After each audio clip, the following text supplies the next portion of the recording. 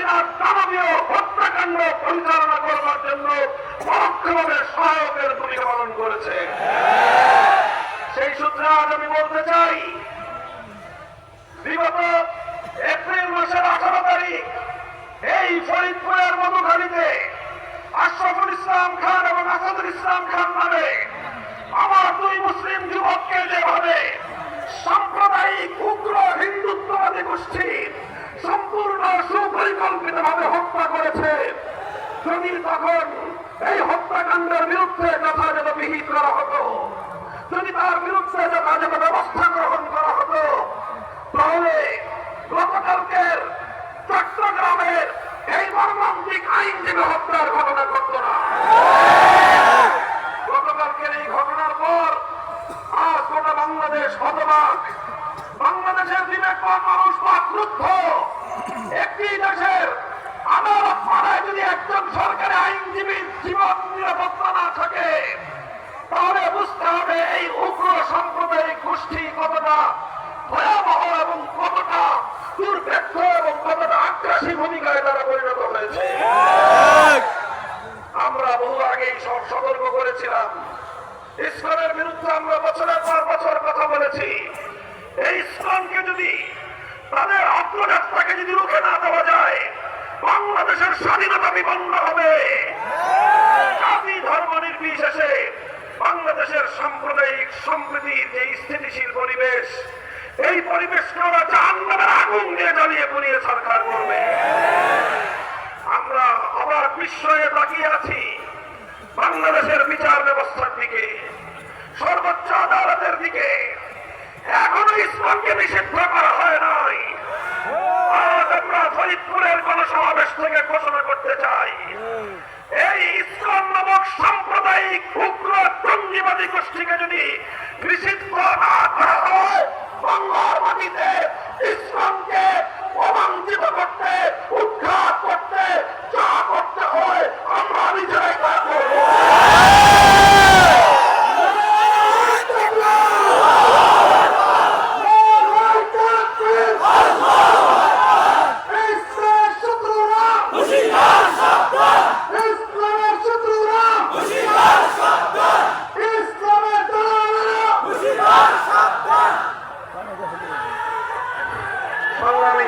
বন্ধুগণ, আমরা আপনাদেরকে ধৈর্যশীলতার, সহনশীলতার আহ্বান জানাই।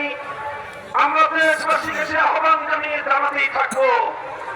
আমরা স্পষ্টভাবে লক্ষ্য করছি, বিগত 15 বছর যাবৎ সকল ধরনের কূটনৈতিক শিষ্টাচারকে উপেক্ষা করে, এমনকি ন্যূনতম প্রতিবেশী সুলভ যে সাধারণ সভ্যতা, সাধারণ যে স্বাধীনতা, সেই সভ্যতাকে লঙ্ঘন করে পার্শ্ববর্তী দেশ হিসেবে বাংলাদেশের ভারত রাষ্ট্র বাংলাদেশের আভ্যন্তরীণ বিষয়ে রত্নভাবে হস্তক্ষেপ করে চলেছে। 15 বছর পর্যন্ত বাংলাদেশের প্রতিটি জাতীয় নির্বাচনকে ভারতের প্রচ্ছন্ন মদদে শেখ হাসিনা জনগণের ভোটাধিকারকে খরণ করে নিয়েছে, ভোট ব্যবস্থাকে বাতিল করে নিয়েছে। সর্বোচ্চ আদালত বিচার ব্যবস্থায় তার নিজের দলীয় লোকদেরকে নিয়োগ করে সর্বোচ্চ বিচারকের আসনকে পর্যন্ত কলঙ্কিত করেছে। প্রধান বিচারপতির চেয়ারে বসে শেখ হাসিনার রেসপেন্সেররা তারা দলীয় নেতা কর্মীর মতো বক্তব্য দিত। শেখ হাসিনার ইশারা ছাড়া বাংলাদেশের প্রধান বিচারপতি পর্যন্ত কোন রায় দিত না, বিচার ব্যবস্থাকে ধ্বংস করে সেরেছিল। প্রশাসনকে দলীয়করণ করেছিল। প্রশাসনের সর্বোচ্চ জায়গা থেকে সর্বনিম্ন স্তর পর্যন্ত দলীয় ক্যাডারদেরকে নিয়োগ করে বাংলাদেশটাকে ফ্যাসিবাদী রাষ্ট্রে পরিণত করেছিল। আইন শৃঙ্খলা রক্ষাকারী বাহিনীর কথা কি বলবো? এই আমাদের প্রিয় পুলিশ বাহিনী, তাদের দীর্ঘ ঐতিহ্য ছিল। ৭১ মুক্তিযুদ্ধ রণাঙ্গন থেকে যারা যাত্রা শুরু করেছিল, সেই পুলিশ বাহিনীকে দলীয় পেটোয়া বাহিনীতে পরিণত করে বাংলাদেশের সকল পুলিশদেরকে সে তার নিজস্ব দলীয় গুন্ডায় পরিণত করেছিল। আর এভাবে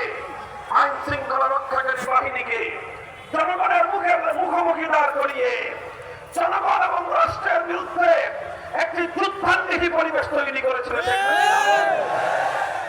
আমি অবাক বিস্ময়ে চিন্তা করি যে একটি দেশের আভ্যন্তরীণ বিষয়ে একটি দেশের প্রধানমন্ত্রী হয়ে দেশকে এভাবে আত্মঘাতী ভাবে দেশকে ধ্বংসের তার প্রান্তে কিভাবে একজন মানুষ পরিণত করতে পারে।